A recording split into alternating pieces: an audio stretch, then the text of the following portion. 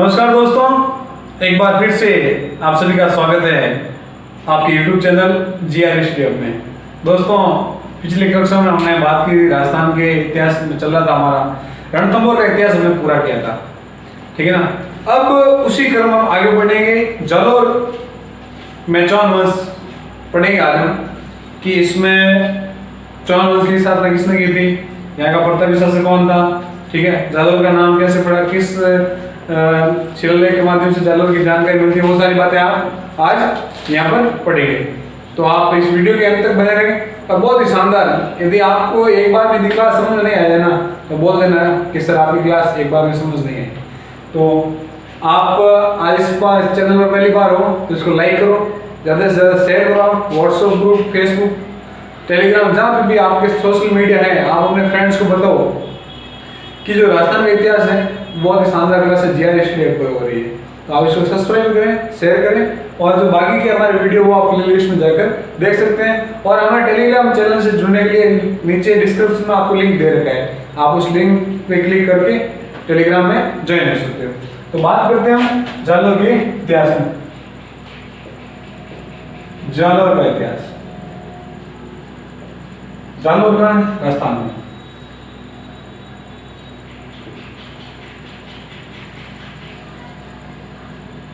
देखो, ये हमारा राजस्थान मैप ऐसे बनता है, मेरे से ढंग से नहीं बनता है, आप मैप पे मत जाना, ठीक है ना। ये हमारा जालोर, ठीक है ना।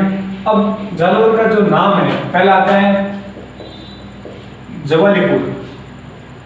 क्या नाम है? प्राचीन नाम, ठीक है, प्राचीन नाम। जानकारी कहां से मिलती है हमें? जानकारी मिलती है हमें, ये शिलालेख है बिजोलिया का,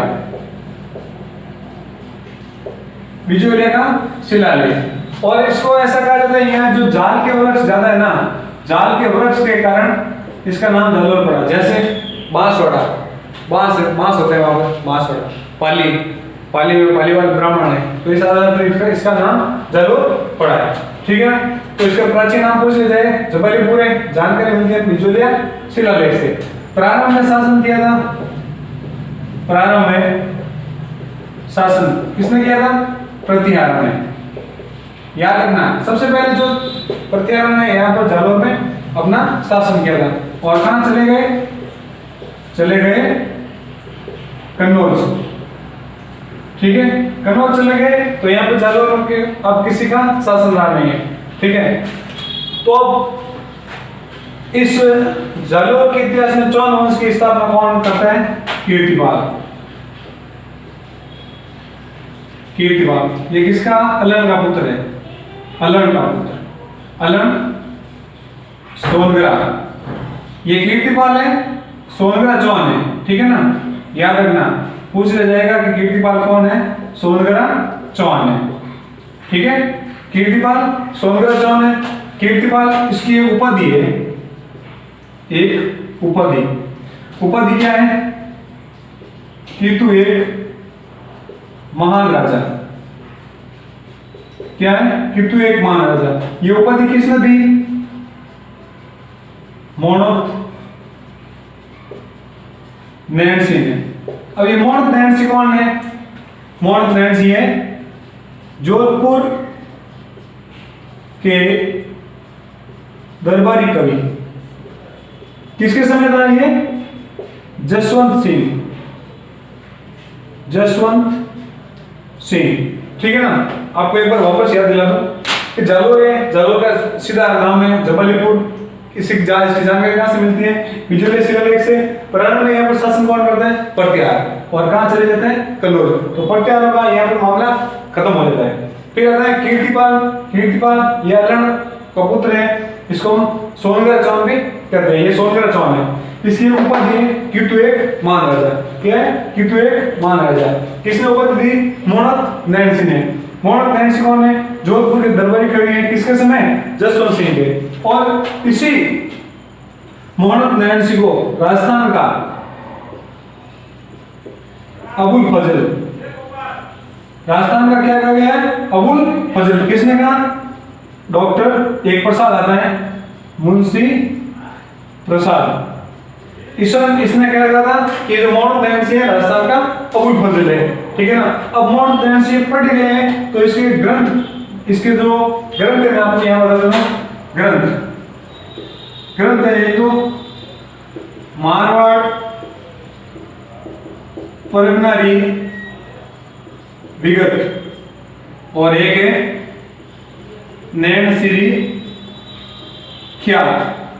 ये दो ग्रंथ है माउंट नैन्सी। बहुत ही इंपोर्टेंट क्वेश्चन यहाँ से बन सकता है कि मारवाड़ परगनारी विगत किसने लिखी थी, तो माउंट नैन्सी ने, या नैन्सी की ख्यात किसकी है, तो माउंट नैन्सी की, ठीक है ना। तो यहाँ तक हमारा मामला आ जाता है समझ कीर्तिपाल तक, ठीक है ना। कीर्तिपाल के बाद वो 2-3 शासक आते हैं, उदय सिंह आता है, सामंत सिंह आता है, लेकिन यहाँ का जो सबसे हमारा प्रसिद्ध शासक है, क्वेश्चन पूछते हैं जब हमारा जो क्वेश्चन पेपर बनता है वो आपको बता दूं, एक तो हमीर से पूछा जाएगा, महाराणा कुंभा, महाराणा सांगा, महाराणा प्रताप, बीकानेर का राज सिंह, ठीक है ना। और ये आगे आएगा हमारा कानड़ देव, ठीक है ना। इससे जो हमारे हिस्ट्री में क्वेश्चन बनते हैं सबसे ज्यादा इसी से ही बनते हैं, ठीक है। तो हमारा जो प्रसिद्ध शासक है कीर्तिपाल हो गया हमारा। अब इसके बाद 3-4 शासक और आते हैं। ये कीर्तिपाल 1186 के समथिंग था, सॉरी इसकी एक फिक्स डेट नहीं है, ठीक है। मैं आपको डेट बताकर कंफ्यूज नहीं करूंगा, ठीक है ना। तो अब आता है कानड़ देव, ठीक है ना। तो हम बात करेंगे कानड़ देव की। देखो मारवाड़ परगनारी विज्ञान नैनसिरी ख्यात, ये किसकी है, माउंट नैन्सी की है, ठीक है ना। बांपड़ है जालौर का इतिहास, प्राचीन नाम जबलपुर को जानकारी मिलती है बिजोलिया शिलालेख से। प्राचीन प्रारंभ में शासन किया पड़तिया ने और चले गए कहां थे, कन्नौज। फिर आता है कीर्तिपाल, कीर्तिपाल किसका पुत्र है, अल्हड़ का पुत्र, और ये सोनग्रा चौहान है। इसकी उपाधि है कि तू एक महान राजा। ये उपाधि किसने दी, माउंट नैन्सी ने। माउंट नैन्सी जोधपुर का दरबारी कविता किसके समय, जसवंत सिंह के समय, ठीक है। और राजस्थान का अबुल फजल किसे कहते हैं, माउंट नैन्सी को किसने कहा था, डॉक्टर मुंशी प्रसाद ने, ठीक है। अब हम बात करेंगे सबसे हमारा जालौर में सबसे वेरी इंपोर्टेंट टॉपिक शुरू होता है कानड़ देव, ठीक है। कानड़ देव, ठीक है ना। सबसे प्रथम शासक है, इसकी जानकारी कहां से मिलती है, कानड़ देव प्रबंध वीरम देव रासो। ये किसने लिखी है, पदम नवाब, ठीक है ना, इसने लिखी है। ये जानकारी हमें यहाँ से मिलती है कानड़ देव के बारे में कि जो ये जालौर का सबसे प्रतापी शासक था, ठीक है ना। तो जानकारी मिल गई। अब हम बात करेंगे आगे।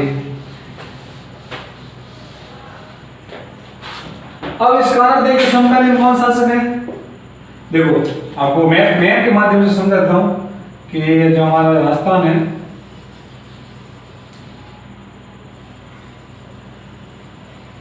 ठीक है ना,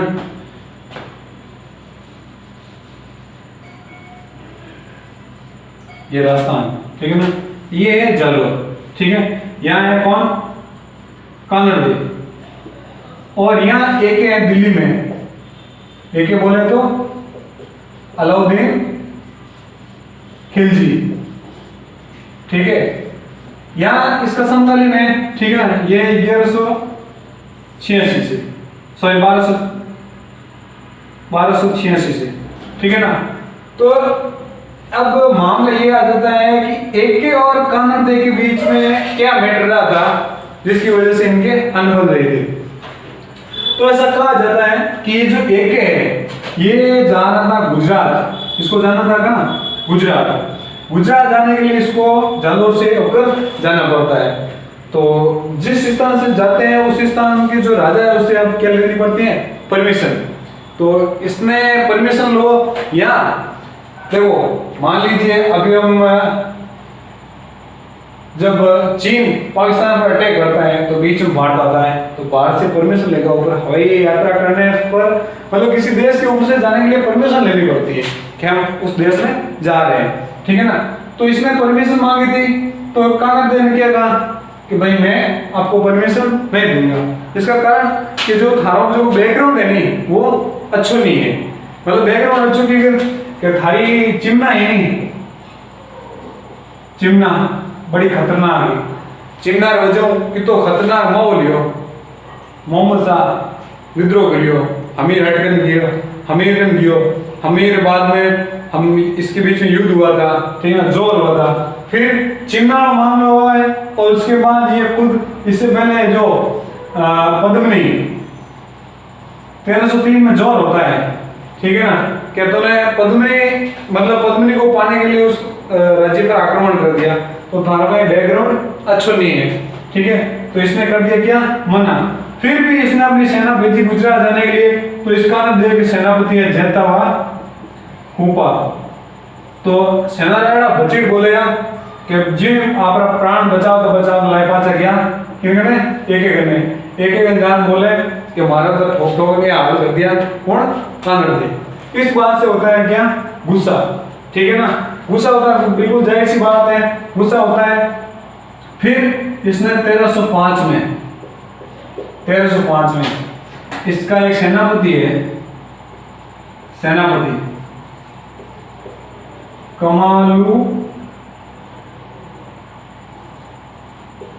कमालुद्दीन गुर्ग, ये सेनापति है, ठीक है ना, इसके नेतृत्व में यहाँ पर सेना भेजी जाती है।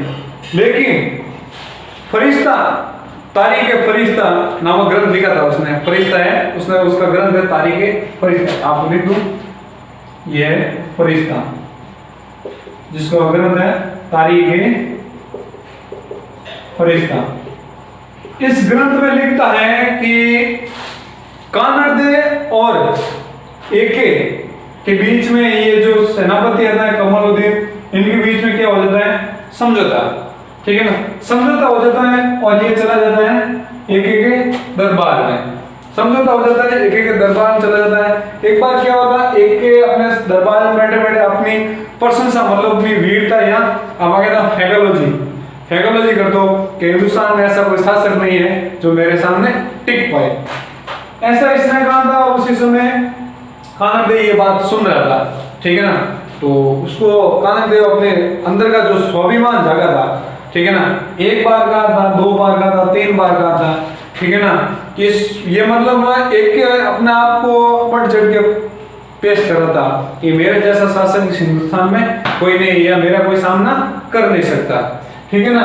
एक बार का, दो बार का, तीन बार का, चार बार और पांचवी बार में जब कहा तो कानड़देव बड़ी सभा में खड़ा होता है और बोलता है कि अलाउद्दीन, आप माना कि आप शक्तिशाली हो, लेकिन मैं भी एक हिंदू धर्म मतलब मेरे में भी क्षत्रिय वंश का खून है, ठीक है ना, तो मैं आपकी इस चुनौती को स्वीकार करता हूँ, ठीक है, स्वीकार कर, ये कहकर वहां से कानड़देव वापस आ जाता है कहाँ, जालौर, ठीक है ना, चुनौती देके आ जाता है किसको, एके को।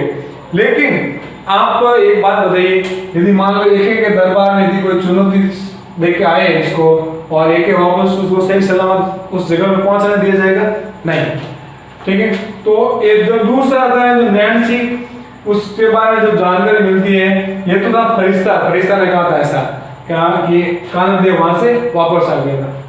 दूसरी एक जानकारी मिलती है हमें, ठीक है ना, वो जानकारी है कि प्रेम विवाह कैसे कि 1305 में यहाँ पर आक्रमण होता है, ठीक है ना, और इनके बीच में समझौता हो जाता है। कानड़देव अपने पुत्र बीरमदेव की नियुक्ति कहाँ कर देता है, एके के दरबार में, वो पुत्र है बीरमदेव, इसकी नियुक्ति हो जाती है यहाँ पर एके के दरबार में।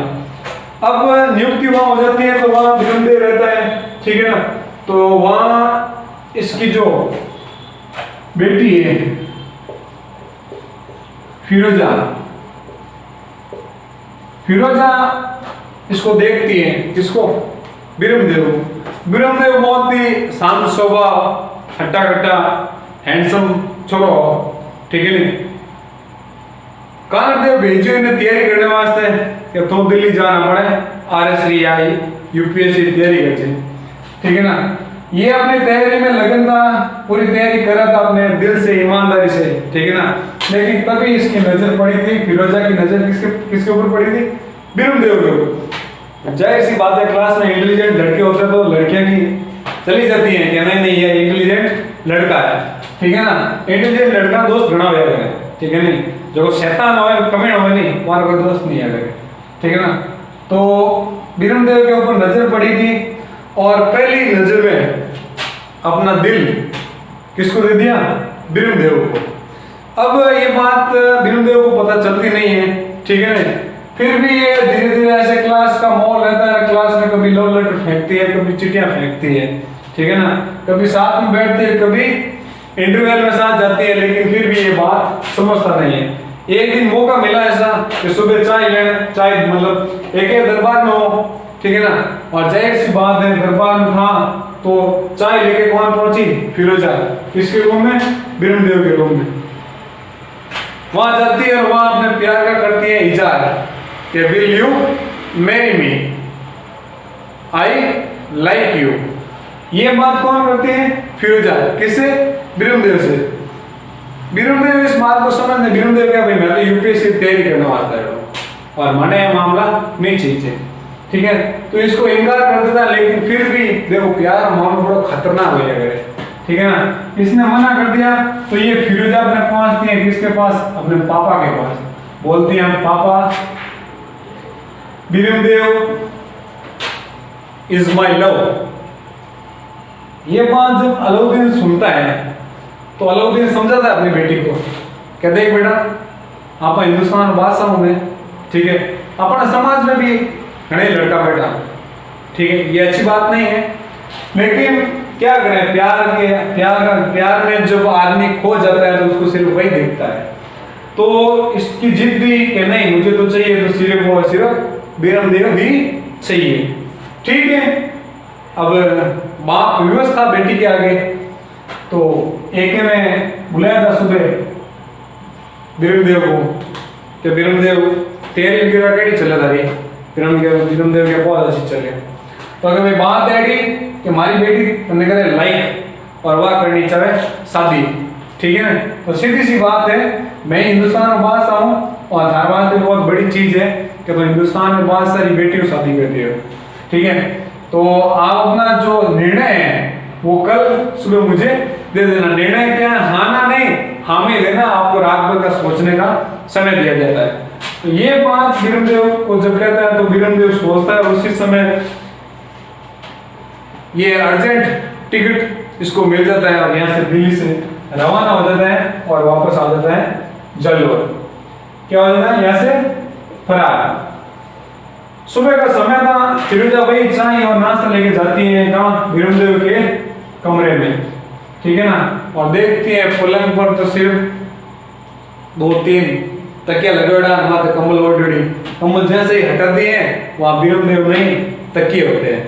तो ये फिर पहुंचती है अपने पापा के पास, कहती पापा मेरा प्यार भाग गया। तो क्या करें बेटी का कि विवश था, तो अलाउद्दीन ने कहा था कि टेंशन नहीं लेनी छोरी, मैं हूं तारा बाप, मैं भी ने जिंदो या में लड़ो आराम ही लेना, ठीक है। तो ये था कानरदेव और अलाउद्दीन के बीच जो खींचतान का मामला था। और यहाँ हम ये भी कह सकते हैं कि एक था वो एक साम्राज्यवादी नीति का शासक था। वो अपने साम्राज्य के विस्तार करने के लिए वो चाहता था कि हिंदुस्तान की ऐसी एक भी जगह नहीं रहे जहाँ मेरा शासन नहीं चले। तो साम्राज्यवादी नीति के तहत भी इसने कानरदेव पर आक्रमण किया। अब हम बात करेंगे आगे, इस हम जालोर में चौन वंश पढ़ रहे हैं तो इसमें हम पढ़ेंगे 2 दुर्गों के बारे में, ठीक है।